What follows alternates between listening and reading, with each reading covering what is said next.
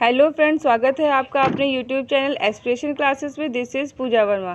दोस्तों, आज है 2 जून 2022। तो दोस्तों, हम आपके लिए 2 जून 2022 से रिलेटेड करंट अफेयर्स लेकर के आए हैं विद एक्सप्लेनेशन, जो कि आपके हर प्रकार के एग्जाम के पॉइंट ऑफ व्यू से बहुत इंपॉर्टेंट हो जाते हैं। दोस्तों, 2 जून का करंट अफेयर स्टार्ट करने के पहले हम 1 जून से रिलेटेड आपका करंट अफेयर का रिविजन टेस्ट कराते हैं। तो चलिए दोस्तों, पहले हम लोग रिवीजन कर लेते हैं, फिर हम लोग 2 जून से रिलेटेड करंट के टॉपिक को पढ़ेंगे। यदि दोस्तों आप हमारे चैनल पर पहली बार विजिट कर रहे हैं तो दोस्तों आप हमारे इस चैनल को सब्सक्राइब अवश्य करें, हमारे वीडियो को लाइक जरूर करें और सेशन को अपने दोस्तों में भी शेयर करें। चलिए दोस्तों, पहला प्रश्न पढ़ते हैं। Formula 1 race Monaco Grand Prix 2022 का खिताब किसने जीता है? तो दोस्तों ये जीता है सर्जियो पेरेस, जो कि रेड बुल मैक्सिको के खिलाड़ी थे। चलिए दोस्तों, अपना अगला प्रश्न देखते हैं। Question number 2। रक्षा मंत्री राजनाथ सिंह ने भारतीय तटरक्षक बल आईसीजी के 39वें कमांडर सम्मेलन 2022 का उद्घाटन कहाँ किया गया है? तो दोस्तों ये किया गया है नई दिल्ली में। आपको ये फैक्ट याद रखना है। चलिए दोस्तों, क्वेश्चन नंबर 3 देखते हैं। योग के माध्यम से पुरानी बीमारियों और जीवन शैली संबंधी विकारों को दूर करने के लिए आयु नामक ऐप को किसने लॉन्च किया है? तो दोस्तों इसे लॉन्च किया गया है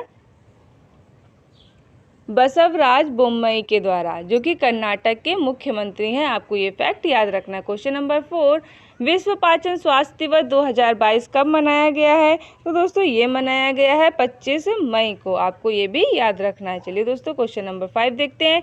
राष्ट्रीय सुपर कंप्यूटिंग मिशन चरण 2 के तहत सुपर कंप्यूटर परम अनंत किस संस्थान में स्थापित किया गया है? तो दोस्तों ये स्थापित किया गया भारतीय प्रौद्योगिकी संस्थान IIT गांधीनगर में। चलिए दोस्तों, क्वेश्चन नंबर 6 देखते हैं।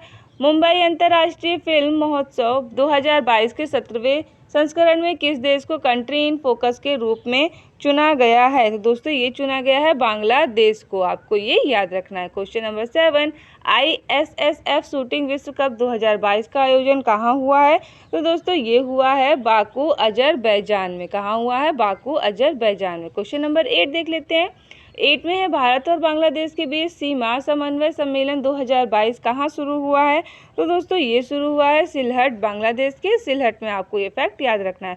Question number 9। टाटा IPL 2022 में विजेता टीम को ट्रॉफी के साथ कितनी राशि मिली है? तो दोस्तों मिली हुई है ये 20 करोड़ रुपए। और दोस्तों उप विजेता को कितनी राशि मिली है? 12.5 करोड़, आपको 13 करोड़। चलिए दोस्तों, क्वेश्चन नंबर 10 देख लेते हैं। How China sees and the India and the world नामक पुस्तक को किसने लिखा है? तो दोस्तों ये लिखा गया है श्याम शरण के द्वारा। तो दोस्तों इस तरह से हमारे कल के करंट अफेयर का रिवीजन यहीं पर समाप्त होता है। दोस्तों यदि आपने हमारा प्रीवियस वीडियो नहीं देखा तो प्रीवियस वीडियो देखिए, क्योंकि हमने इन क्वेश्चन को विद एक्सप्लेनेशन अपने प्रीवियस वीडियो में कराया है। चलिए दोस्तों, क्वेश्चन नंबर अब हम लोग आज के 2 जून से रिलेटेड 2022 का करंट अफेयर पढ़ लेते हैं विद एक्सप्लेनेशन। तो दोस्तों 2 जून का पहला प्रश्न है, राष्ट्रीय सूचना विज्ञान केंद्र के नए महानिदेशक कौन बने हैं? तो दोस्तों ये बने हैं राजेश गेरा। कौन बने हैं? राजेश गेरा। इंपॉर्टेंट फैक्ट देखते हैं। तो राजेश गेरा राष्ट्रीय सूचना विज्ञान केंद्र के नए महानिदेशक बने हैं। राष्ट्रीय सूचना विज्ञान केंद्र इलेक्ट्रॉनिक्स और सूचना प्रौद्योगिकी मंत्रालय के तहत भारत सरकार का संगठन है। इसकी स्थापना दोस्तों 1976 में हुई थी। इसका मुख्यालय दोस्तों नई दिल्ली में है। आपको ये फैक्ट याद रखना है। दोस्तों क्वेश्चन नंबर 2 देख लेते हैं। क्वेश्चन नंबर 2 में है सूचना समाज के विश्व शिखर सम्मेलन 2022 का आयोजन कहाँ हुआ है? तो दोस्तों ये हुआ है जिनेवा में, स्विट्जरलैंड के जिनेवा में। इंपॉर्टेंट फैक्ट देखते हैं इस प्रश्न से रिलेटेड। तो सूचना समाज के विश्व शिखर सम्मेलन 2022 का आयोजन जिनेवा स्विट्जरलैंड में हुआ है। इस शिखर सम्मेलन का आयोजन अंतर्राष्ट्रीय दूरसंचार संघ यानी कि ITO ने किया है। सूचना समाज का विश्व शिखर सम्मेलन सभी विकास समुदायों को सीखने, चर्चा करने और भाग लेने के लिए अवसर प्रदान करना है। दोस्तों वर्ष 2022 की थीम थी कल्याण, समावेश और लचीलापन के लिए सूचना समाज के विश्व शिखर सम्मेलन WISS का सहयोग। दोस्तों इसका आयोजन स्थल जिनेवा स्विट्जरलैंड। भारत की तरफ से इसकी अध्यक्षता किसने की थी? देवू सिंह चौहान, जो कि दोस्तों कौन है? संचार राज्य मंत्री हैं। आपको ये फैक्ट याद रखना है। दोस्तों जापान के फुगाकू सुपर कंप्यूटर को पछाड़कर दुनिया का सबसे तेज सुपर कंप्यूटर कौन सा बना है? तो दोस्तों ये बना हुआ है, इस प्रश्न का राइट आंसर हो जाएगा option number C, Frontier computer, जो कि दोस्तों कहाँ का है? अमेरिका का है। दोस्तों इंपॉर्टेंट फैक्ट देखते हैं। तो अमेरिका के रिकिन इंस्टीट्यूट और फुजित्सु द्वारा अविकसित फ्रंटियर सुपर कंप्यूटर जापान के फुगाकू सुपर कंप्यूटर को पछाड़कर दुनिया का सबसे तेज सुपर कंप्यूटर बन गया है। इस सुपर कंप्यूटर को प्रति सेकेंड क्वार्टिलियन कैलकुलेशन की जा सकती है। साथ ही ये पावरफुल कंप्यूटर मौसम, समुद्री हलचल, आर्टिफिशियल इंटेलिजेंस समेत कई तरह के कार्य करने में सक्षम है। दोस्तों हमारे इस प्रश्न में सुपर कंप्यूटर की बात हुई है, तो चलिए अब हम जान लेते हैं कि सुपर कंप्यूटर क्या है। तो दोस्तों सुपर कंप्यूटर एक ऐसा कंप्यूटर होता है जिसकी कार्य करने की क्षमता आम कंप्यूटर की तुलना में काफ़ी ज़्यादा होती है। आपको दोस्तों ये याद रखना है। दोस्तों क्वेश्चन नंबर 4 देख लेते हैं। क्वेश्चन नंबर 4 में है कि वैश्विक मातृपितृ दिवस 2022 ग्लोबल डे कब मनाया गया है। तो दोस्तों ये मनाया गया है 1 जून को। कब मनाया गया है? 1 जून को। इम्पॉर्टेंट फैक्ट देखते हैं इस प्रश्न से रिलेटेड। तो हर साल 1 जून को वैश्विक मातृपितृ दिवस के रूप में मनाया जाता है। इस दिन को मनाने का उद्देश्य माता पिता के महोत्सव और बच्चों को सकारात्मक विकास में माता पिता की भूमिका के बारे में जागरूकता को पैदा करना है। वर्ष 2022 की थीम क्या थी? दुनिया भर में अपने बच्चों के प्रति माता पिता के संघर्षों और बलिदानों का समर्थन करना। चलिए दोस्तों क्वेश्चन नंबर 5 देखते हैं। क्वेश्चन नंबर 5 में है पर्यावरण संरक्षण के लिए डाइवर्सिफिकेशन पॉलिसी 2022 को भारतीय सार्वजनिक क्षेत्र की कंपनी ने जारी किया है। दोस्तों किस कंपनी ने जारी किया है? तो इस प्रश्न का राइट आंसर हो जाएगा ऑप्शन नंबर बी, राष्ट्रीय ताप विद्युत निगम यानी कि एनटीपीसी द्वारा। इंपॉर्टेंट फैक्ट देखते हैं इस प्रश्न से रिलेटेड। सार्वजनिक क्षेत्र की बिजली उत्पादन कंपनी राष्ट्रीय ताप विद्युत निगम और के संतुलन, पारिस्थितिकी तंत्र के संरक्षण एवं उसके पूर्व स्तर पर लाने के लिए अपनी जैव विविधता नीति 2022 जारी की है। इस पहल का उद्देश्य अपनी मूल श्रृंखला में जैव विविधता की अवधारणा को मुख्य धारा में लाना है। दोस्तों हमारे इस प्रश्न में बात हुई थी एनटीपीसी की। तो चलिए दोस्तों एनटीपीसी देख लेते हैं क्या होता है। तो एनटीपीसी होता है, एनटीपीसी में दोस्तों national thermal power corporation limited इसका फुल फॉर्म होता है। एनटीपीसी भारत की सबसे बड़ी बिजली उत्पादन कंपनी है और दोस्तों इसका स्थापना हुई थी 7 नवंबर 1975 को। मुख्यालय इसका नई दिल्ली में है। इसके एमडी एंड सीईओ है गुरदीप सिंह। चलिए दोस्तों आपको ये सारे फैक्ट याद रखने हैं। क्वेश्चन नंबर 6 देखते हैं। किस संस्थान ने विश्व तंबाकू निषेध दिवस अवसर पर टबैको पॉइजनिंग अवर प्लैनेट नामक रिपोर्ट को जारी किया है? तो दोस्तों इस रिपोर्ट को जारी किया है विश्व स्वास्थ्य संगठन WHO स्विट्जरलैंड के द्वारा। इंपॉर्टेंट फैक्ट देखते हैं इस पर से रिलेटेड। इंपॉर्टेंट फैक्ट में विश्व स्वास्थ्य संगठन WHO ने विश्व तंबाकू निषेध दिवस के अवसर पर तंबाकू पॉइजनिंग अवर प्लैनेट नामक एक रिपोर्ट को जारी किया है। इसी रिपोर्ट में यह पाया गया है कि तंबाकू उद्योग 8 मिलियन मानव जीवन, 600 मिलियन पेड़, 2 लाख हेक्टेयर भूमि और 22 मिलियन टन पानी की वार्षिक नुकसान के लिए जिम्मेदार है। तंबाकू पृथ्वी के वायुमंडल में लगभग 84 मिलियन टन कार्बन डाइऑक्साइड को छोड़ना है। दोस्तों आपको ये इंपॉर्टेंट फैक्ट याद रखना है क्योंकि ये आपके एग्जाम के पॉइंट ऑफ व्यू से बहुत ही महत्वपूर्ण प्रश्न हो जाता है। दोस्तों क्वेश्चन नंबर 7 शुरू करने से पहले हम आपसे कहना चाहेंगे यदि आपने अभी तक हमारे इस वीडियो को लाइक नहीं किया है दोस्तों प्लीज़ लाइक का बटन अवश्य प्रेस करें। आपके एक लाइक करने से हमें अपने वीडियो बनाने में बहुत ही प्रोत्साहन मिलता है। तो दोस्तों प्लीज़ लाइक अवश्य करें। क्वेश्चन नंबर 7, 12वीं हॉकी इंडिया राष्ट्रीय जूनियर पुरुष हॉकी चैंपियनशिप 2022 का खिताब किसने जीता है? तो दोस्तों ये जीता है उत्तर प्रदेश ने। किसने जीता है? उत्तर प्रदेश राज्य ने। चलिए दोस्तों इंपॉर्टेंट फैक्ट देखते हैं।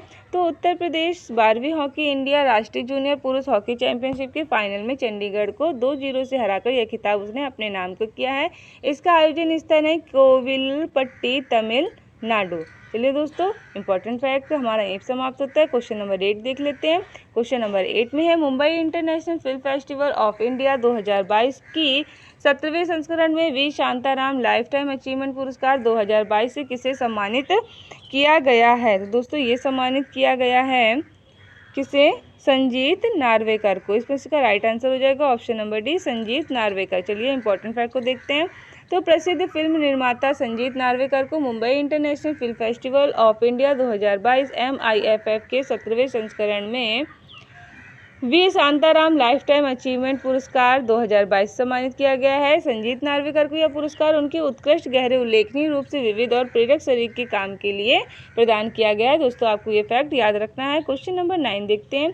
शैक्षणिक व्यवस्था को मजबूत बनाने के लिए वर्ष 2022 में आयोजित राष्ट्रीय शिक्षा मंत्रियों के सम्मेलन की मेजबानी कौन सा राज्य करेगा? दोस्तों ये करेगा गांधीनगर। इस प्रश्न का राइट आंसर हो जाएगा option number B, Gandhinagar, Gujarat. चलिए दोस्तों इंपॉर्टेंट फैक्ट देखते हैं। इंपॉर्टेंट फैक्ट में इस सम्मेलन में केंद्रीय शिक्षा मंत्री धर्मेंद्र प्रधान, साथ ही अन्य केंद्र और मंत्री और राज्य और केंद्र शासित प्रदेश के शिक्षा मंत्री शामिल होंगे। इस सम्मेलन में भारत के शिक्षा पारिस्थितिकी तंत्र को बढ़ावा देने के लिए विचार विमर्श किया जाएगा। यह है राष्ट्रीय शिक्षा नीति 2022 स्कूल कौशल और डिजिटल परियोजनाओं जैसे ही राष्ट्रीय डिजिटल शिक्षा एवं वास्तुकला और राष्ट्रीय शैक्षिक प्रौद्योगिकी मंच की कार्यान्वयन पर ध्यान केंद्रित करेगा। दोस्तों क्वेश्चन नंबर 10 देख लेते हैं। क्वेश्चन नंबर 10 में है चीन क्षेत्र की सहकारी संस्था NFCSFL द्वारा जारी रिपोर्ट के अनुसार वित्त वर्ष 2021-22 में भारत का शीर्ष चीनी उत्पादक राज्य कौन सा बना है? तो दोस्तों ये बना है महाराष्ट्र राज्य। चलिए दोस्तों इंपॉर्टेंट फैक्ट देखते हैं।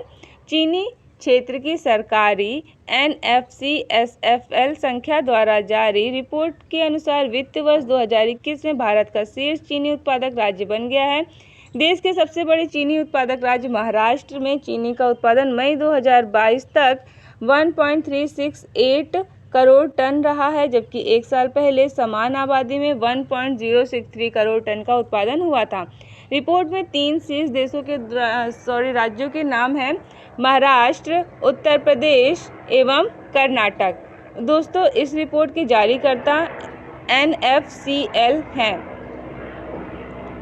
NFCL का फुल फॉर्म दोस्तों हो जाएगा national federation of cooperative sugar factories limited. आपको ये फैक्ट याद रखना है और फुल फॉर्म को भी दोस्तों याद रखना है, क्योंकि आपके एग्जाम में इन फुल फॉर्म्स को बहुत अधिक कभी कभी पूछ लेते हैं। तो दोस्तों हम आपके लिए इसीलिए इंपॉर्टेंट फैक्ट में ये सारी चीज़ें लेकर के आते हैं, ताकि आपके एग्जाम के पॉइंट ऑफ व्यू से किसी भी प्रकार का कोई भी क्वेश्चन आपसे छूट ना पाए।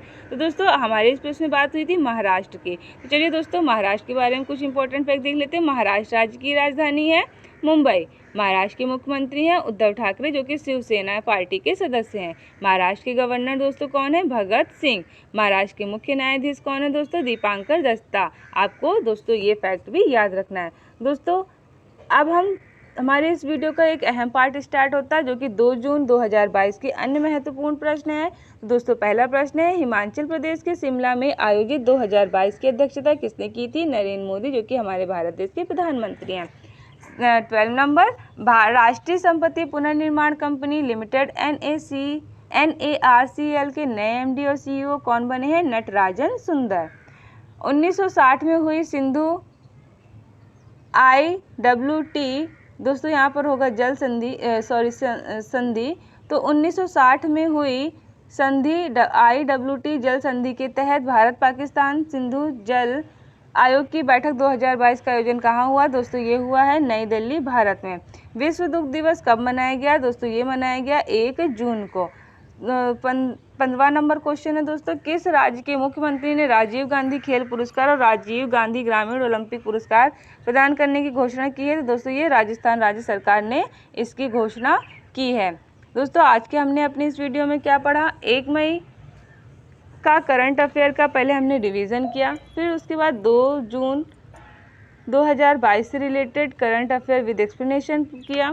फिर दोस्तों हमने अपने इस वीडियो में 5 क्वेश्चन 1 लाइनर के फॉर्म में उन्हें भी हमने रिवाइज किया, उन्हें भी हमने पढ़ा। दोस्तों इस तरह से हमारा आज का ये वीडियो यहीं पर समाप्त होता है। आई होप सो आपको हमारा ये वीडियो पसंद आया होगा और आपने हमारे इस वीडियो को लाइक भी ज़रूर किया होगा। तो चलिए दोस्तों मिलते हैं आपसे अपने अगले वीडियो में, तब तक के लिए थैंक यू।